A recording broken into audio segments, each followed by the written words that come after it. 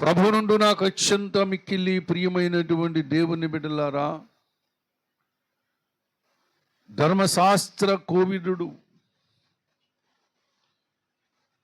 ధర్మశాస్త్రాన్ని అనగా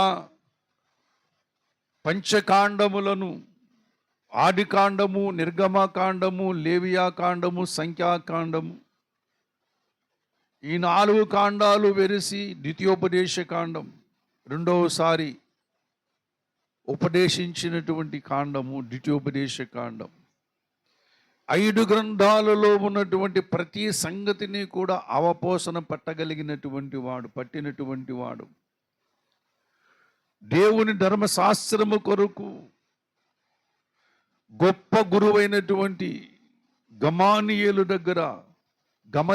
దగ్గర విద్యను అభ్యసించినటువంటి వాడు.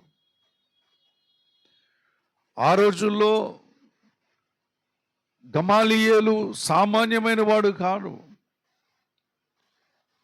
ఆయన అనేక మంది విశ్వగురువునికి శిష్యులను తయారు చేసినటువంటి వాడు.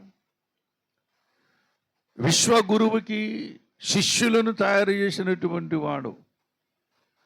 ఆ శిష్యులలో ఒక శిష్యుడు అపోస్తుడైనటువంటి పౌలు. ధర్మశాస్త్రమును ఎరిగినటువంటి వాడు. ధర్మశాస్త్ర ప్రకారముగా ఏమేమి నియమాలు, ఏమేమి కట్టడలు, ఏమేమి విధులు, ఏమేమి ఆజ్ఞలు ఉన్నాయో వాటన్నిటినీ కూడా చేయగలిగినటువంటి వాడు, పాటించగలిగినటువంటి వాడు, పాటిస్తున్నటువంటి వాడు. అంత దైవభక్తి నిష్టలు కలిగినటువంటి వాడు గమలియేలు. దేవుడంటే అమితమైన ప్రేమ. దేవుని కొరకు ప్రాణమని ఇచ్చేస్తారు. పూర్వకాలములో మన దేశము కొరకు ప్రాణాలు ఇచ్చిన వారు ఉన్నారు. ఇప్పుడు దేశాన్ని తినేసేవాళ్ళు ఎక్కువైపోయారు. దేశం ఏమైపోయినా పర్వాలేదు, నా ఇల్లు నిండిందా లేదా, నా యొక్క కడుపు నిండిందా లేదా అని అనుకున్నవాళ్ళు, నేనే కోటీస్తున్న వాళ్ళు, నేనే డబ్బంతా నా దగ్గరే ఉండాలి, భూమంతా నా దగ్గరే ఉండాలని ఆశించే వాళ్ళు ఉన్నారు. కానీ దేశ క్షేమము కొరకు పట్టించుకునే వాళ్ళు లేరు. కానీ దేశ క్షేమము కొరకు పట్టించుకున్న వారి కొరకు వర్ధంతులు చేస్తారు, జయంతులు చేస్తూ ఉంటారు. కానీ వాళ్ళు పోలి నడుచుకున్నట్లుగా ఎవరు కనబడరు మనకి. దేవుని బిడ్డలారా, ఇక్కడైతే దేశము కొరకే కాదు, దేవుని కొరకు కూడా ప్రాణాలు కూడా తృణప్రాయంగా ఇచ్చేస్తారు. అటువంటి వాళ్ళు దేవుని కొరకు చనిపోవడం అనేది వాళ్ళకి వెన్నతో పెట్టిన విద్యగా మారిపోయింది. దేవుని కొరకు చావనైనా సస్తాను కానీ ఈ లోకము కొరకు బ్రతకనన భక్తులు అనేక మంది ఉన్నారు. వాళ్ళు చూడాలంటే హెబ్రీలు రాసిన పత్రిక చదవద్దు. 11వ అధ్యాయం అందులో విశ్వాస వీరుల పట్టిక అంతా కూడా కనబడుతూ ఉంటుంది. వాళ్ళందరూ కూడా దేవుని కొరకు, దేవుని వాక్యము కొరకు, దేవుని సత్యము కొరకు, నిత్య జీవమును కాపాడుకొనుట కొరకు, దేవునికి ఇష్టలుగా బ్రతుకుట కొరకు, దేవుని యొక్క విశ్వాస యోధులుగా జీవించుట కొరకు వారు తమ ప్రాణాత్మ దేహములు ఏమాత్రము లక్ష్య పెట్టినటువంటి వారు కాదు.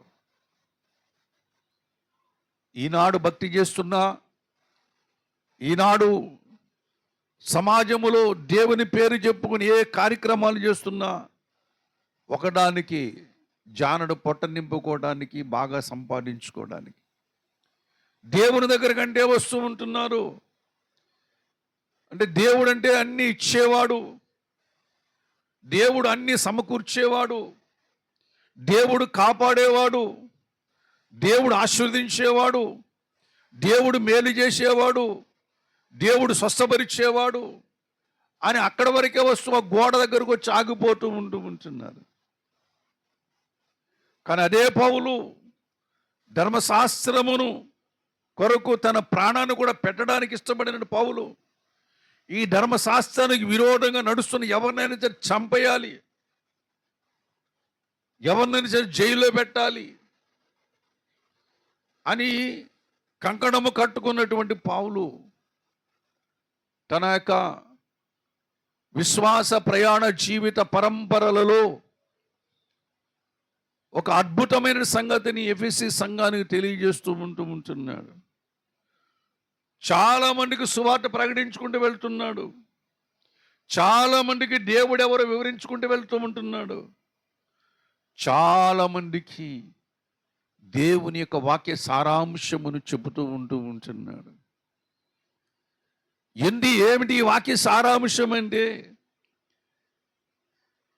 దేవుని బిడ్డలారా, దేవునితో నీవు ఏకమయ్యేంత వరకు, అనగా దేవునికున్నటువంటి సంపూర్ణత, సమానమైన సంపూర్ణత అయ్యేంత వరకు పౌలు ప్రయాసపడుతూ ఉంటున్నాడు. దేవునికి కలిగినటువంటి సంపూర్ణతకు మన జీవితములు అటువంటి సమానమైన సంపూర్ణత గలవారమగు వరకు సాగిపోవడమని చెబుతూ ఉంటున్నాడు. దయచేసి ఎఫెసీ రాసిన పత్రిక 4వ అధ్యాయము 11వ వచనం చదువుకుందాం. మనమందరము విశ్వాస విషయములోను దేవుని కుమారుని గూర్చిన జ్ఞాన విషయములోను ఏకత్వము పొంది సంపూర్ణ పురుషుల మగు వరకు, అనగా క్రీస్తునకు కలిగిన సంపూర్ణతకు సమానమైన సంపూర్ణత గలవారు మగు వరకు ఆయన ఇలాగు నియమించెను. వచనాలు ఎన్నో మనకి ఇష్టమైన వచనాలు అన్వయించుకుంటాం మన జీవితానికి. ఒక్కసారి ఈ వచనం దగ్గర కాస్తంత నిలబడి ఆలోచన చేద్దాం. రక్షించబడి 10 సంవత్సరాలు పైబడిన వారు, 20 సంవత్సరాలు పైబడిన వారు, 30 సంవత్సరాలు పైబడిన వారు ఉన్నారు ఇక్కడ. యేసు ప్రభు మా దేవుడు నమ్మిన వారు, వయసు వచ్చిన వారు చాలామంది ఉన్నారు ఇక్కడ. అయితే చిన్న మాట ఏంటంటే, ఇక్కడ ఈ వచనములో, నీ జీవితములో ఈ వచనాన్ని ఏ స్థలములో ఈ వచనాన్ని పెట్టగలవు నువ్వు? నీ శరీరం అనే ప్రాంతములో ఏ ప్రాంతములో ఈ వచనాన్ని విమర్చగలవు నువ్వు? ఏమిటంటే వచనం క్రీస్తుకు కలిగిన సంపూర్ణతకు సమానమైన సంపూర్ణత గలవారు మగు వరకు అంటూ ఉంటున్నాడు. అంటే క్రీస్తు కలిగిన సంపూర్ణత, ఆయన సంపూర్ణమైనటువంటి మానవుడు, పరిపూర్ణమైనటువంటి మానవుడు, పరిపూర్ణమైన దైవత్వం కలిగినటువంటి మానవుడు, పరిపూర్ణమైన దేవ స్వభావం కలిగినటువంటి మానవుడు ఎవరు? మన ప్రభు అయిన యేసుక్రీస్తు. ఆయనకు ఆయనకి ఏ విషయం కూడా చేర్చవలసిన పని లేదు. ఆయన సంపూర్ణమైనటువంటి మానవుడు. ఆయనకి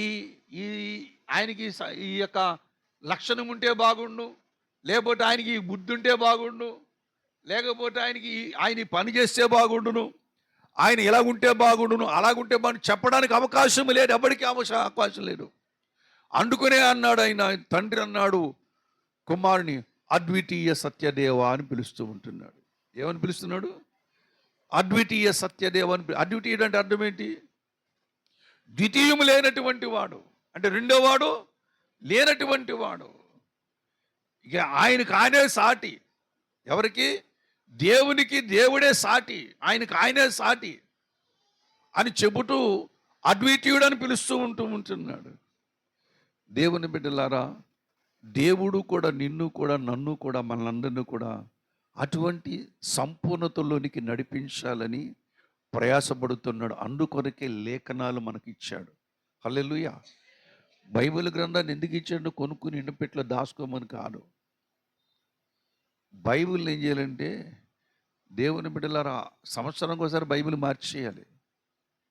సంవత్సరానికి ఒకసారి ఏం చేయాలి? బైబిల్ మార్చాలి. అంటే దాని అర్థం ఏంటి? అంతగా చదివేయాలన్నమాట. ఈ బైబిల్ పాడైపోయింది, ఈ బైబిల్లో చదువు పాడైపోయింది, మళ్ళీ ఇదే బైబిల్లో కొత్త బైబిల్, మళ్ళీ కొత్త చదువు కావాలి. అనగా నీ దేవుడు నీ రక్షకుడు నిత్య నూతనుడు, నీవు కూడా దినదినము కూడా నిత్య నూతనత్వములోనికి వెళ్ళాలి. హల్లెలూయా. నిత్యము నూతనత్వంలోకి వెళ్ళాలి అనగా మన జీవితంలో మార్పు అనేది వస్తూ ఉండాలి. నిత్య నూతనుడు, ఆయన ప్రేమాస్వరూపుడైన దేవుడు, ఆయన చూస్తూ నేను ఊరుకోడు. దేవుని బిడ్డలారా, నీ జీవితంలో నిత్య నూతనత్వం వచ్చేంత వరకు కూడా నిన్ను చాట కింద బొమ్ముడనేసినట్టు తోముతాడు ఆయన. ఎందుకు ఈ సంగతి చెబుతున్నానంటే, దేవుని దగ్గరకు వచ్చిన ప్రతి వాడిని కూడా దేవుడు అలా సిద్ధపరుస్తూ ఉంటాడు. దేవుడు సిద్ధపరుస్తాడు. దేవుడు శ్రమలనే కొలుములో పెడుతూ ఉంటాడు, కష్టమనే కొలుములో పెడుతూ ఉంటాడు. భయపడకండి. నిందలని కొలుములో పెడుతూ ఉంటాడు, వ్యతిరేకతను కొలువులో పెడుతూ ఉంటాడు, నిన్ను అర్థం చేసుకుని కొలుములో పెడుతూ ఉంటాడు. ఏంటి ఇలా జరిగిపోతుంది అనుకోకండి, ఆ కార్యములన్నీ ఆయనే నీ ఎందుకు చేస్తూ ఉంటున్నాడు. హల్లెలూయా. నిన్ను నలుపుతున్నాడంటే నువ్వు అదృష్టవంతురాలివి, నిన్ను శ్రమ పెడుతున్నాడు నువ్వు అదృష్టవంతుడివి. దేవుని బిడ్డలారా, ఆ యొక్క నలుగుడిలోనే ఉన్నది పరిశుద్ధత అంతా కూడా, ఆ సిలువను మోయడంలోనే ఉన్నది నీ నీతి అంతా, నీ యథార్థత అంతా కూడా. అందుకని అన్నాడు కదా, ముందుగానే చెప్పాడు ఆయన, ఇది శక్తికి మించిన ప్రయాణం, ఇది నీ శక్తికి మించిన ప్రయాణం. నువ్వు చేయలేవు, నువ్వు పరలోక రాజ్యము చేరుకోలేవు, చేరుకునే ఆ మార్గంలో అడుగులు ముందుకు వేయలేవు.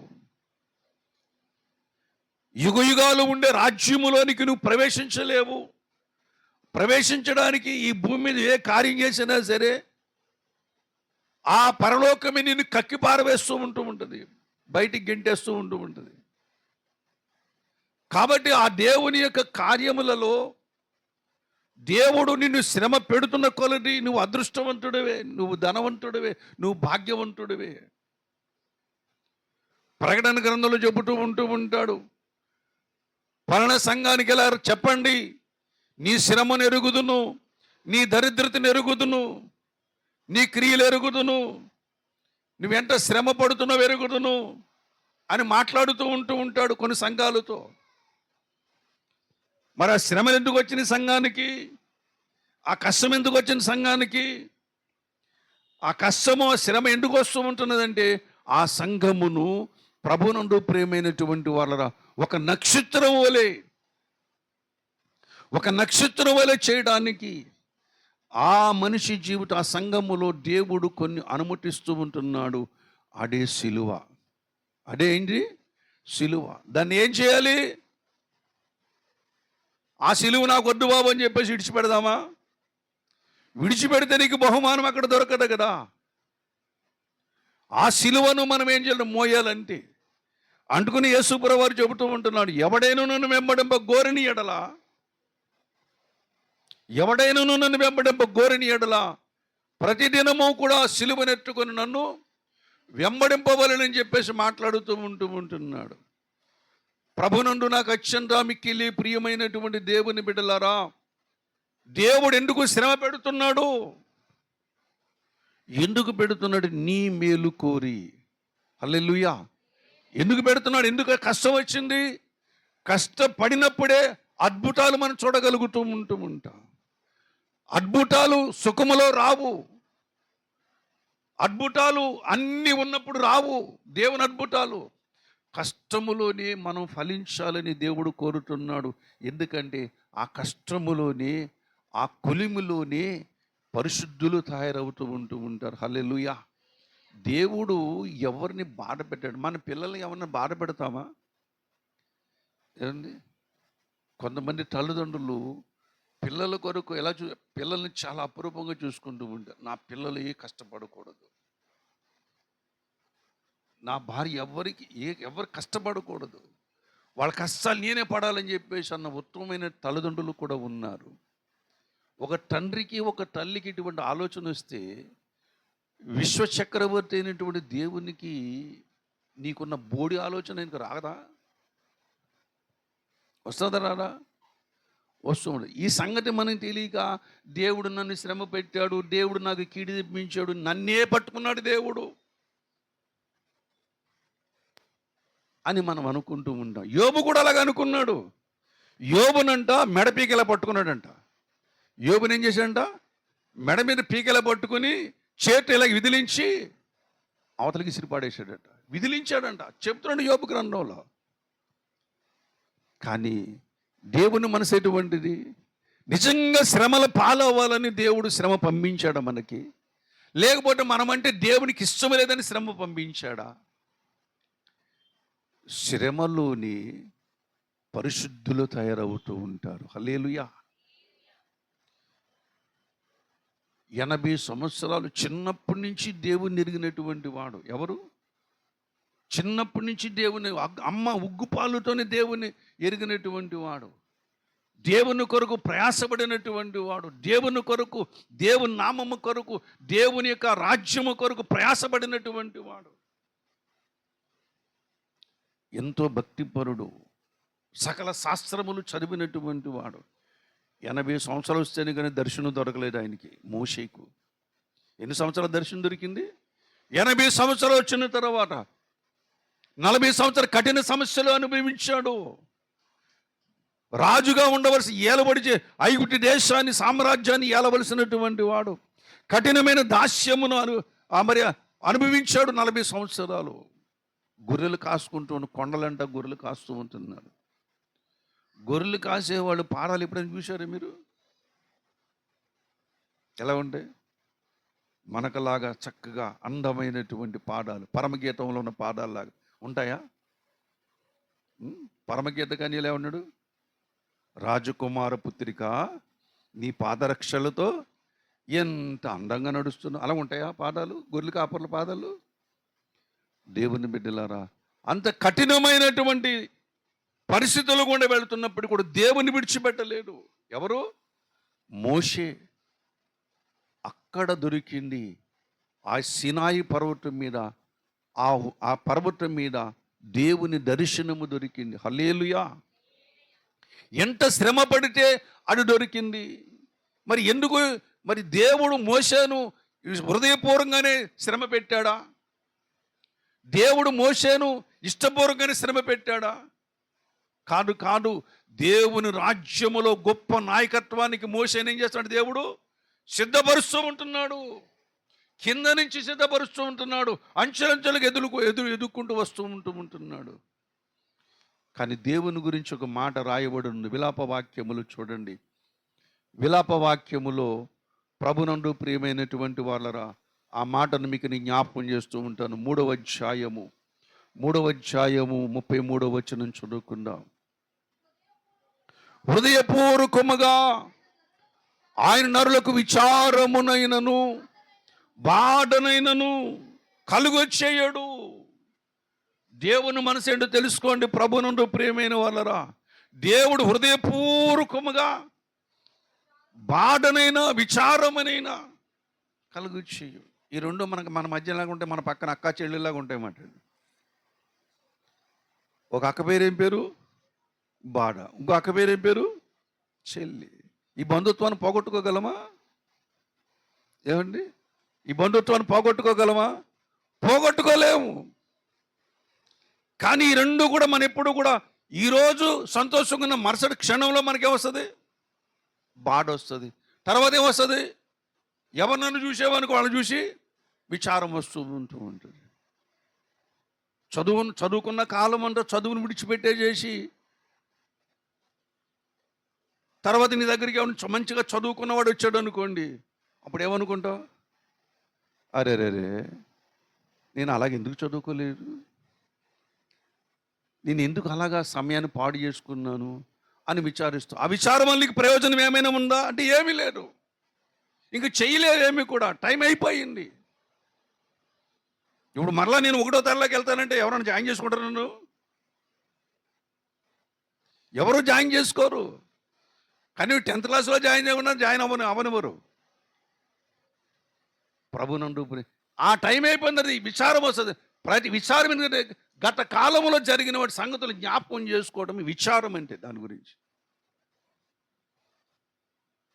గత కాలములో జరిగినవన్నీ కూడా మనకు విచారమే కలుగు చేస్తూ ఉంటే గత కాలం అంతా విచారమే. భవిష్యత్తులోకి చూసామనుకోండి, దేవుని బిడ్డలారా, దేవుని యందు నీకు మహాబలము దొరుకుద్ది. హన్నా భవిష్యత్తులోకి చూసింది. హన్నా భవిష్యత్తులో చూసింది కనుకనే, ఆ భవిష్యత్తును చూసింది కనుకనే తన కుమారుని దేవునికి అప్పచెప్పింది. ఆ కుమారుని చూసి ప్రతిరోజు సంతోషిస్తూనే ఉంటున్నది. అందుకని నా దేవుని యందు నాకు మహా బలం, విచారం అనేది లేదు, బాధ అనేది కూడా లేదు. ఎందుకంటే ఇశ్రాయేలు ప్రజలు దేవుడు వారిని ఎన్నిసార్లు గడ్డిస్తున్నా సరే, ఎన్నిసార్లు కూడా వారిని మరి కష్టపెడుతున్నప్పుడు కూడా దేవుని మీద తిరుగుబాటు చేశారు, దేవుని మీద విసుక్కున్నారు, సణుకున్నారు, గొణుక్కున్నారు. కానీ అదే సమయంలో వారు దేవుని జ్ఞాపకం చేసుకున్నారు అనుకోండి, వెంటనే వారికి ఏలి కలిగింది, వెలుగు కలిగాను, విడుదల కలిగిన వారు ఆయన తట్టు చూడగా వారికి వెలుగు కలిగినది. అంటే విచారం పోయింది, బాధ కూడా పోయింది. మరలా ఇటువైపు చూస్తే వాళ్ళకి ఏం కలుగుతుంది? వాళ్ళకి విచారం వస్తుంది. దేవుని బిడ్డలారా, దేవుడు ఎందుకు శ్రమ మన దగ్గరకు అనుమతిస్తున్నాడంటే, దేవుడు ఎందుకు ఈ కష్టాన్ని మన జీవితంలో తీసుకుని వస్తున్నాడంటే, ఇవంటి ఇష్టం లేక కాదు. ఇష్టం లేకపోతే నీ కొరకు ప్రాణం ఎందుకు పెడతాడమ్మా? నీ కొరకు ఎందుకు దెబ్బలు తింటాడు? నీ కొరకు ఎందుకు మహిమగల సింహాసనం విడిచిపెడతాడు? నీ కొరకు ఎందుకు రాజ్యాన్ని సిద్ధపరుస్తూ ఉన్నాడు? నీ కొరకు తన మహిమను ఎందుకు ఇస్తూ ఉంటున్నాడు? నిన్ను కష్టపెట్టేవాడైతే, నిన్ను బాధ పెట్టేవాడైతే, నీ కీడు చేసేవాడైతే దేవుడు ఎలాగ ఉంటాడు మనకి? ఎందుకంటే తాను పొందిన శ్రమలను బట్టి ఏమి నేర్చుకున్నాడంట? విధేయత నేర్చుకున్నాడు. హల్లెలూయా. అంటే శ్రమ వస్తున్నప్పుడు ఏం కలగాలి మనకి? విధేయత కలగాలి. దావీదు అన్నాడు కదా, శ్రమ కలగక మునుపు విచ్చలవిడిగా తిరిగాను. శ్రమ కలగక మునుపు విచ్చలవిడిగా తిరిగాను. శ్రమ కలిగిన తర్వాత నీ ధర్మశాస్త్రం ఏం చేస్తున్నా, నేను ఆలోచన చేస్తున్నాను. ఎంత మంచి మాట అండి. కాబట్టి క్రైస్తవుడికి శ్రమలు అవసరమా కాదా? ఏంది? క్రైస్తవుడికి శ్రమలు అనేవి అవసరం. విద్యార్థికి శిక్షణ అవసరం. అలాగే పరిశుద్ధుడికి మరింత అవసరం. పరిశుద్ధులకి మరింత అవసరం. దైవజనులు ఊఫీర్ గారు పాట రాశారు కదా, ఈ కొలిమి ఎందే బలము నుండి చేటు యాత్ర తుది శ్వాస దాకా అంటే మాట ఎండిన ఎడారనే పాటలో. ఈ పాట ఎంతమందిని ఆదరించిందో, ఈ పాట ఎంతమందికి ఎంత స్ఫూర్తి ధైర్యంనిచ్చిందో, బలంనిచ్చిందో ఆ పాట. మా అమ్మగారిని కూడా ఆ పాట ఆదరించింది. నా చేత కావాలి 4 సార్లు పాడించుకున్న పాట. మొన్న వచ్చావు కదా, మళ్ళీ పాట పాడు. అమ్మేమో కొన ఊపిరితోనే ఉంది. మంచం మీద లేవటాలు అన్నీ మంచం మీదే. మంచం మీద ఒక దండి మీద ఇలా కూర్చుని అమ్మ చెయ్యాలి, అవతల దండి మీద చేయి పెట్టాను. మధ్యలో అమ్మ ఉన్నది. వచ్చి ఆ పాట పాడరా అని చెప్పేసి అన్నది. ఏమ్మా ఆ పాట అంటే నీకు అంత ఇష్టమా అయిందా అని. లేదురా, ఆ పాటలో చాలా మంచి ఆదరణ దొరికింది, నాకు నెమ్మది దొరికింది అని చెప్పేసి చెప్పింది. ఆ పాట చాలాసార్లు 4 సార్లు పాడించుకుంది. ఆ పాట విన్న తర్వాత కొన్ని గంటలకు అమ్మ ప్రభు దగ్గరికి వెళ్ళిపోయింది. సేమ్ ఇదే పాట గురించి దైవజనులు ఊఫీర్ గారు గుంటూరు ఆ యొక్క గుంట గ్రౌండ్స్లో పెద్ద మీటింగ్ పెట్టారు. పెద్ద మీటింగ్ పెట్టి చాలామంది జనం వచ్చారు. సడన్గా పైనుంచి అరుణ్ కుమార్ అన్న పిలిచాడు. ఆ పాటల క్యాసెట్ రిలీజ్ అవుతున్నప్పుడు అయ్యగారు రాసిన పాటల గురించి ఆర్డి ప్రసాద్ మాట్లాడతాడు. అర్రే గుండె ఒక్కసారి డబ్ అని కొట్టుకుంటే, నిమిషానికి ఎన్నిసార్లు కొట్టుకుంటే తెలియదు కానీ నిమిషానికి ఒకసారి కొట్టుకున్నాడు, అయిపోయింది నాకు. ఎప్పుడు స్టేజ్ ఎక్కి మాట్లాడలేదు. పాట గురించి మాట్లాడడం నేనేం మాట్లాడాలి? ఇదేంటి ప్రభు, ఇంత పిడుగు నా నెత్తి మీద వేసాడు అని ఆయన, ఈ పిడుగు నేను భరించలేను ప్రభు అని చెప్పేసి నోటంట మాట రాకుండా ఇక్కడి నుంచి దూరం నుండి సైగ చేస్తున్నాను. నేను రానండి. లేదు లేదు అన్నయ్య నువ్వు రావాలి అని చెప్పేసి పిలుస్తున్నాడు. లేదు లేదు నేను రాను బాబు అంటే, ఓఫీర్ గారు అక్కడ తమ్ముడు రా అని పిలుస్తున్నాడు. ఇంక చచ్చినట్టు వెళ్ళాల్సిందే. అప్పుడు వెళుతూ స్టేజీ ఎక్కుతున్నప్పుడు సడన్గా అమ్మ దగ్గర పాడిన పాట గుర్తొచ్చింది. ఆయన పాటల గురించి ఆ మాట చెప్పినప్పుడు, ప్రభునందు ప్రియమైనటువంటి వాళ్ళరా, నాకు కన్నీరు వచ్చింది, అనేక మంది కూడా ఏమొచ్చింది? కన్నీరు వచ్చింది. ఎండిన ఎడారి వీచెవడగాలి, ఎండిన ఎడారి వీచెవడగాలి, ఎడతెగని యాత్ర నడతు నిందాక నిన్ను చేరుదాకా, ఎండిన ఎడారి వీచెవడగాలి, బలముడిగిపోయే బరువాయే యాత్ర, తడబడగయాను ఒడుగొట్టె ప్రాణం, బలముడిగిపోయే బరువాయే యాత్ర, తడబడగయాను ఒడిగొట్టె ప్రాణం,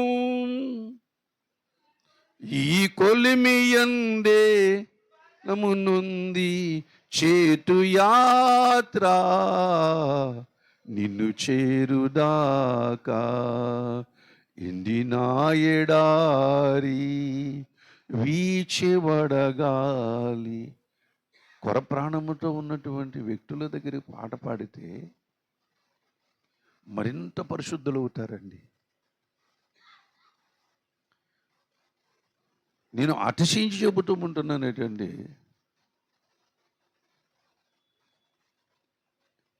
ఈ యొక్క కీర్తనలు ఉన్నాయి కదా, ఏం కీర్తనలు అంటారండి? ఉజ్జీవ కీర్తనలు కానీ, లేకపోతే ఆంధ్ర క్రైస్తవ కీర్తనలు కానీ, ఇప్పుడున్న ఆంధ్ర క్రైస్తవ కీర్తనలు కానీ, నా దగ్గర బుక్ ఉంది. 1956 సంవత్సరంలో ప్రింట్ అయిన బుక్ నా దగ్గర ఉంది, పాటల పుస్తకం. ఆ పాటల పుస్తకం ప్రక్కన చేరగలిగిన పాటలు ఏమైనా భూమి మీద ఉన్నాయంటే ఇవి ఈ పాటలే. నిలబెడతాయి పాటలు, ఆ పాటలు మనిషిని లేవనెత్తుతాయి, ఆ పాటలు మనిషిని పరిశుద్ధి చేయగలుగుతూ ఉంటాయి. ఈ కొలిమి, ఈ శ్రమలను కొలిమి, బాధలను కొలిమి, కుటుంబ సమస్యలు, బిడ్డల సమస్యలు, ఒక పట్టాన బిడ్డలు మాట వినరు, వాళ్ళు ఇష్టానుసారంగా జీవిస్తూ ఉంటారు. తల్లి కన్నీళ్ళు ఏడుస్తూ ఉంటాడు, తండ్రి ఏడుస్తూ ఉంటాడు ఇంట్లో. వాళ్ళు ఏడు పిల్లలకి అర్థం కావు. అయ్యో నా పిల్లలు ఇలాగైపోతున్నారు, అయ్యో నా పిల్లలు ప్రయోజకులు అవ్వట్లేదే, నా పిల్లలు చదువుకోవట్లేదే అని ఏడుస్తూ ఉంటారు తల్లిదండ్రులు. కానీ వాళ్ళ ఏడుపులకు అర్థం కాదు. మా అమ్మ పిచ్చిది, మా నాన్న పిచ్చోడు అనుకుంటూ ఉంటారు. వాళ్ళ పిచ్చోళ్ళు కాదండి. నీ భవిష్యత్తు కొరకు కన్నీరు కారుస్తూ కొలిములో నలుగుతూ ఉంటున్నారు. దేవుని బిడ్డలారా, ఈ కొలుములోని పరిశుద్ధులు తయారవుతారు, ఈ కొలుములోని నీతిమంతులు తయారవుతారు, ఈ కొలుములోని యథార్థవంతులు తయారవుతూ ఉంటారు. దేవుని సంపూర్ణతకు సమానమైన సంపూర్ణత గలవారు తయారవుతూ ఉంటారు. ఇప్పుడు చెప్పండి, కొలుము అవసరమా కాదా? కొలిమి అవసరమా కాదా? అవసరం. బంగారానికి కొలిమి అవసరం, బంగారానికి కొలిమి అవసరం. ఆ బంగారము కొలువులో నీ ఒంటి మీద ఏ బంగారం ఉన్నా, చెవికే ఉన్నా, ముక్కికే ఉన్నా, మెడకే ఉన్నా, కాలికే ఉన్నా, చేతికే ఉన్నా, ఆ బంగారం ఎక్కడి నుంచి వచ్చింది? అది భూమిలోంచి రాల, భూమిలోంచి వచ్చింది, కొలుములోకి వెళ్ళి వచ్చింది. దేవుని బిడ్డలా, రేపొద్దున దేవుని దగ్గర కనిపించే వాళ్ళని అందరూ ఎక్కడున్నారు? వాళ్ళు కొలుములోంచి వచ్చినటువంటి వారు. ఎక్కడి నుంచి వచ్చిన వారు? కొలుములోంచి వచ్చిన వారు. ప్రకటన గ్రంథం 7వ అధ్యాయం 14వ వచనం చదువుకుందాం. చూడండి దయచేసి, ముగించుకున్నాం. తర్వాత మళ్ళా మనకు రెండో ప్రసంగం కూడా ఉంది. హల్లెలూయా. ప్రకటన గ్రంథం 7వ అధ్యాయం 14వ వచనం చదువుకుందాం. అందుకు నేను, అయ్యా నీకే తెలియననగా అతడు ఇలాగు నాతో చెప్పాను, వీరు మహాశ్రమ నుండి వచ్చినటువంటి వారు, గొర్రె పిల్ల రక్తములో తమ వస్త్రములు ఉడుకుకొని వాటిని తెలుపు చేసుకొని. హల్లెలూయా. ఎక్కడి నుంచి వచ్చారు వీళ్ళు? మహాశ్రమ నుంచి వచ్చినటువంటి వారు. ఈ భూమి మీద అనేకమైనటువంటి బాధలు పడి, అనేకమైనటువంటి ఓడించి, జయించి, మతాన్ని, కులాన్ని, ప్రాంతాన్ని, భేదాన్ని, కట్టుకథలను అన్నిటిని జయించి, ఇదిగో బాధలు పడి, శ్రమలు పడి, నిందలు పడి, అవమానాలు మోసి ఇక్కడికి వచ్చినటువంటి వాళ్ళు ఈ ప్రజలని చెప్పి, ఆ ప్రజలు ఎవరు? దేవుని గొర్రె పిల్ల రక్తములో తమ వస్త్రములను ఉడుకుకొని తెలుపు చేసుకున్నటువంటి వారు. హల్లెలూయా. దేవుని బిడ్డలారా, ఆ గొర్రె పిల్ల రక్తమే మనకి కవచంగా ఉన్నది, కాపాడినది. ఆ శ్రమల్లో మనం నశించిపోకుండగా, ఆ శ్రమల్లో ప్రవహించినటువంటి ఈవులు కోల్పోకుండగా మనను కాపాడుతున్నది ఎవరంటే యేసుక్రీస్తు రక్తమే. హల్లెలూయా. ప్రతిరోజు యేసు రక్తమును గురించి జపం చేయాల్సిందే మనం. ఆయన పేరంత శ్రేష్టమైనది, ఆయన రక్తం అంతా శ్రేష్టమైనది, ఆయన వాక్యము కూడా అంత శ్రేష్టమైనది. ఈ మూడిటితోనే మన జీవితం ముడిపడి ఉన్నది. ఈ మూడిటికి వేరుగా ఏమి నువ్వు సాధించలేవు. తండ్రి, కుమార, పరిశుద్ధాత్మకు వేరుగా నువ్వేమి సాధించలేవు. ఇందులో మూడిటో ఏ మిస్ అయినా సరే నీవు పరిపూర్ణత, సంపూర్ణతను మిస్ అయిపోతూ ఉంటావు, దేవుణ్ణి మిస్ అయిపోతావు. తండ్రినే కొంతమంది కోరుకుంటూ ఉంటారు, కుమారుని కోరుకోరు, కుమారుని అంగీకరించరు. ఈ రక్షణ మిస్ అయిపోతూ ఉంటున్నాడు. భక్తి పరులే కొంతమంది తండ్రి కుమారుని ఒప్పుకుంటారు, పరిశుద్ధాత్మ దేవుని ఒప్పుకోరు, మిస్ అయిపోతూ ఉంటారు. దేవుని మహాకనకరము చొప్పున ఈ బోధను దేవుడు మనకు బయలుపరిచాడు. హల్లెలూయా. కాబట్టి ప్రభునందు ప్రియమైనటువంటి వాళ్ళారా, దేవుని బిడ్డలారా, ఈ శ్రమ అనేది మనకి ఎంతో అవసరం. పూర్వకాలమందు భక్తులు సుఖపడినారు, సుఖంగా ఉన్నారు అనుకోండి, అయ్యో బాబు ఈ సుఖం మాకు ఒడ్డు ప్రభు, శ్రమ పంపించు అంటే. శ్రమ అంటే మనం చేసుకున్న అప్పులకి, మనం చేసుకున్న తిప్పలకి, మనం చేసుకున్న తప్పులకి ఈ శ్రమ పడదు, శ్రమ పట్టం కాదు. దేవుని నామము కొరకు నువ్వేం కోల్పోయినా సరే, దేవుని నామము కొరకు ఏమి నష్టపోయినా సరే, దేవుని నామము కొరకు నిందలు పడినా సరే, అది శ్రమలోకి వస్తూ ఉంటుంది. ఆ శ్రమలోని, ఆ కొలుములోని పరిశుద్ధులు తయారవుతూ ఉంటున్నారు. అదే అపోస్తుల యొక్క సహవాసం. హల్లెలూయా. కానీ శ్రమలు ఉన్నాయి, కానీ శ్రమ పడుతుంది నువ్వు, ఆయన. ఒకవేళ నీవు అనుకున్నావు, మరి అనుకుంటే ఎబ్రీ రాసిన పత్రికలో ఉన్నాడు, మన యావత్ బాధలో ఆయన బాధ నొందినాడు, మన బాధల్లో పాలు పంపులు పంచుకున్నాడు. మరి ఈ వచనాన్ని ఎక్కడ పెడదాం? మన శరీరంలో, మన ఆత్మీయ జీవితంలో ఎక్కడ పెడదాం ఈ మాట? బాధపడుతున్నది మనము కాదు, ఆయన బాధపడుతున్నాడు. దేవుని బిడ్డలారా, ఆయన శ్రమ పడుతూ ఉన్నాడు, ఆయన కాడి మోస్తూ ఉంటున్నాడు. కనుక మన ఆత్మీయ జీవితంలో ప్రభునందు ప్రియమైనటువంటి వాళ్ళరా, దేవునికి కలిగిన సమానమైన సంపూర్ణతకు సమానమైన సంపూర్ణత గలవారమగు వరకు భక్తిని మనం కొనసాగించవలసిందే. భక్తిని మనం కొనసాగించాలి, దీంట్లో నో డౌట్. ఇంకొక విషయం అనేది ఏమి లేదు మనకి.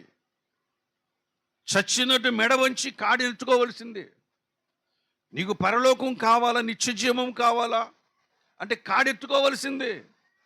కాడెత్తుకోకపోతే నీకు ఆ ఛాన్సే లేదంటున్నాడు దేవుడు. యేసుప్రభు చెప్తున్నాడు ఛాన్స్ లేదని చెప్పేసి. కానీ కాడెత్తుకుంటే ఎంత ఆనందంగా ఉంటుందో తెలుసా? కాడెత్తుకుంటే ఆనందంగా నేను చెప్తున్నాను. కాడి దించేస్తే ఎంత సులువుగా ఉంటుందో, ఎంత బాగుంటుందో అని చెప్పేసి కొంతమంది యవనస్తులు, కొంతమంది దేవుని ఎరగనవారు అనుకుంటూ ఉంటారు. ఈ భారము నేను మొయ్యలేను అనుకుంటూ ఉంటారు. కాడి ఎత్తుకున్నాడు ఒక శిష్యుడు. ఎత్తుకుని దేవుని దగ్గరికి వెళ్ళిపోయాడు. తన భార్య భూమి మీద విడిచిపెట్టబడింది. అప్పటికే ఆ కుటుంబంలో అప్పుల్లో ఉన్నది. కుటుంబం ఎక్కడుంది? అప్పుల్లో ఉన్నది. అప్పుల్లో ఉన్న కుటుంబాన్ని ఆదుకోవటానికి దేవుడు ఒక ప్రవక్తను సిద్ధపరిచాడు, ఏలియాను సిద్ధపరిచాడు. ఏలియా ఎలా వస్తున్నాడు? రాజు యొక్క దర్బార్లో హెచ్చరించి వస్తూ ఉంటున్నాడు. యెజెబెలుతో యుద్ధం చేస్తూ వస్తూ ఉంటున్నాడు. వస్తూ అరణ్యయాత్ర చేసుకుని శక్తికి మించిన ప్రయాణం చేస్తూ ఎక్కడికి వచ్చాడు? ఆ సారేపట్టు విధవరాలు ఇంటికి వచ్చాడు. టైం పట్టిందా లేదా? టైం పట్టింది. ఆ ఊళ్ళో వాళ్ళందరూ కూడా బాధల్లో ఉన్నారు. కానీ సారేపట్టు విధవరాలు ఇంట్లో మాత్రం ఏముంది? సంతోషం ఉన్నది. హల్లెలూయా. నిజంగా ఆమె హృదయము ఈ దేవుని పట్ల ఎంత పులకాంకితం అయిపోతుంది చూడండి. అప్పుడు ఆమె అంటది కదా, ఇంకా శ్రమ వస్తే బాగుండు అనుకుంటూ ఉండి. శ్రమలోనే దేవుని ఆశీర్వాదాలు చూడగలుగుతాం. శ్రమలోనే దేవుని యొక్క దీవెనలు చూడగలుగుతూ ఉంటాం. శ్రమ పడకుండా నేను ఇక్కడికి రాలేదు, నా కుటుంబం ఇక్కడికి రాలేదు. ప్రభునందు ప్రియమైనటువంటి వాళ్ళరా, కాబట్టి వాళ్ళు మహాశ్రమ నుంచి వచ్చినటువంటి వారు గొర్రెపిల్ల రక్తములు తమ యొక్క వస్త్రములను ఉడుకుకొన్నారు. ఉడుకొని సరిపోద్దు కదా, కానీ ఏం చేసుకున్నారంట? తెలుపు చేసుకున్నారట అండి. దేవుని యొక్క సర్వసంపూర్ణతలో మమేకమైపోయారు. దేవుని యొక్క సర్వసంపూర్ణతలు ఏమైపోయారు? మమేకమైపోయారు. ఇంద్రధనుసులు ఎన్ని రంగులు ఉంటాయి? 7 రంగులు ఉంటాయి. 7 రంగుల ఇంద్రధనుసును గిర్రమ తిప్పామనుకోండి, ఎలా కనపడుతుంది? ఎలాగ ఎప్పుడు చూశారు లేదా? నా చిన్నప్పుడు 3వ తరగతిలో పాఠం ఇది. తెల్లగా వస్తుంటుంది. ఎలా కనపడుతుంది? ఒక తెలుపు వస్త్రం తయారవడం చాలా కష్టం. చాలా ప్రాక్టీస్ చేయాలి. దాంట్లో చాలా కెమికల్స్ కలపాలి. కానీ ఒక రంగు వస్త్రం తయారు చేయడానికి చాలా ఈజీ. దేవుని బిడ్డలారా, పరిశుద్ధులు అవ్వడం అనేది చాలా కష్టము, కానీ అది దేవునికి సాధ్యం. హల్లెలూయా. కాబట్టి ప్రభునందు ప్రియమైన దావీదు కూడా కోరుకున్నది అది. ఏమన్నాడు?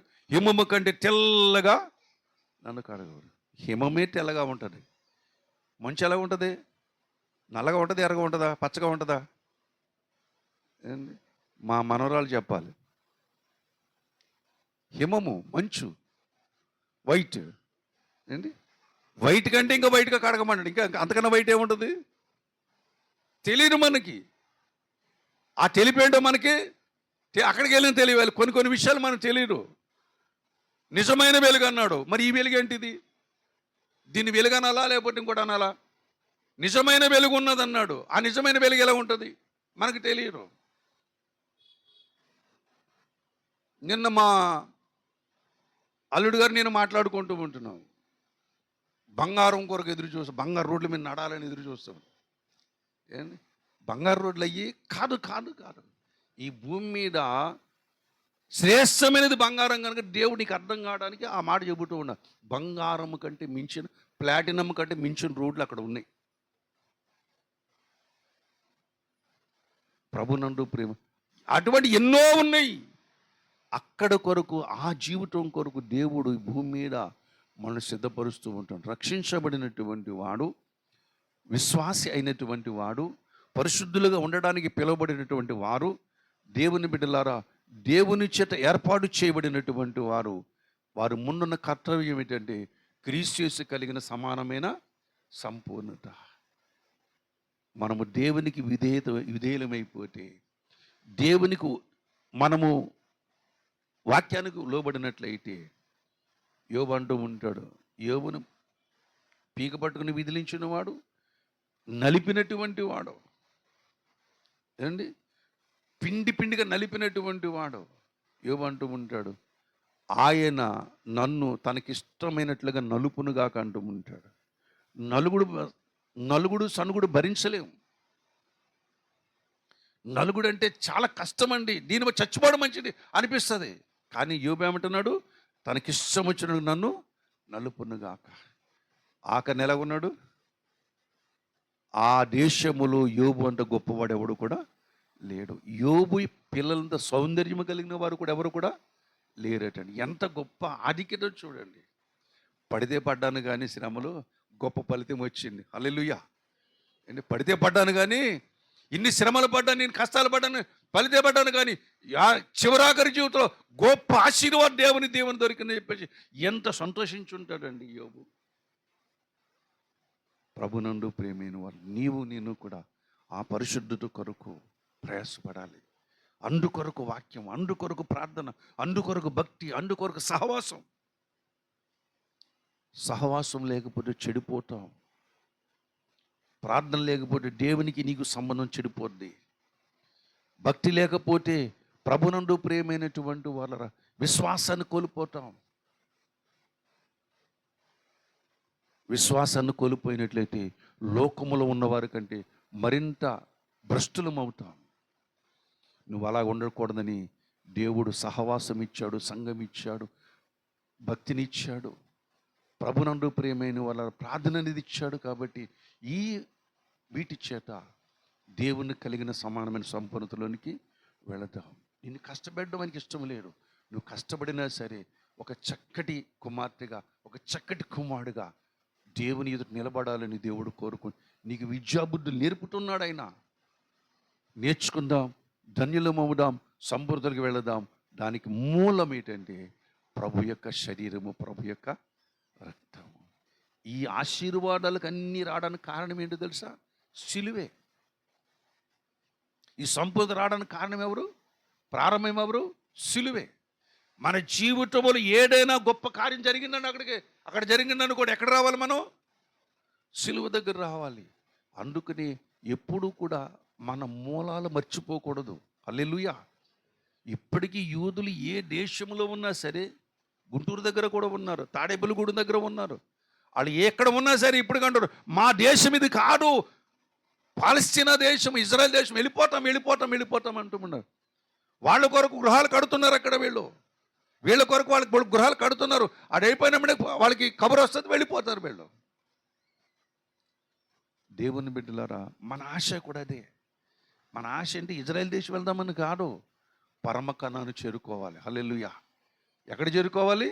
పరమ కణాను చేరుకోవడానికి ఎన్ని శ్రమలైనా పడదాం, ఎంత కష్టమైనా పడదాం. పరిశుద్ధత సంపాదించడం సామాన్యమైన విషయం కాదు. ఆ దేవుడికి ఇస్తాడు. హల్లెలూయా. కొన్ని ఉచితంగా ఇస్తాడు, కొన్ని కష్టపడి తెచ్చుకోవాలి. రక్షణ ఉచితంగా ఇచ్చాడు, నీతి కూడా ఉచితంగా ఇచ్చాడు. మరి పరిశుద్ధత అబ్బే ఆయన ఇచ్చేవాడు కాదు. ఆయన ఎన్నో పరీక్షలు నెగ్గాలి, శ్రమ పడాలి, కష్టపడాలి. పడిన తర్వాత ఆ పరిశుద్ధి దొరుకుతూ ఉంటుంది. అప్పుడు దేవుడు తన రాజ్యములో దేవుని దైవములుగా నిన్ను పరిచయం చేస్తాడు. అక్కడ ఉన్నటువంటి గొప్ప వాళ్ళకి అందరికీ కూడా, వ్యక్తులు అనబడిన వారికి, దేవదూతలు అనబడిన వారికి, వాళ్ళందరికీ పరిచయం చేస్తూ ఉంటాడు. దేవుని బిడ్డల అట్టి కృప పొందుకోవడానికి మనం ఎల్లప్పుడూ సిద్ధంగా ఉందాం. దేవుని సన్నిధిని మన్నించి, వాక్యమును విని, దాన్ని గ్రహించి పట్టుకొని మన జీవితాన్ని మరి అట్టి విధముగా, పరిశుద్ధమైన విధముగా, మన జీవితాన్ని నీతియుక్తముగా, మన జీవితాన్ని యథార్థముగా, మన జీవితాన్ని దేవుని దగ్గర ఉన్నతముగా సిద్ధపరుచుకుందాం. మనం సిద్ధపరుస్తున్నవాడు ఆయనే. 2 పార్ట్లు ఉండాలి. ఆయన పార్ట్ ఉండాలి, నీ పార్ట్ కూడా ఉండాలి. అంతేగాని గాల్లో దీపం పట్టేసి నీదే భారం అంటే కుదరదు. ఈ 2 పార్ట్లు కలిగి మనము ధన్యులమవుదాము. దేవుడి మాటలు మన వినికులు దీవించునుగాక.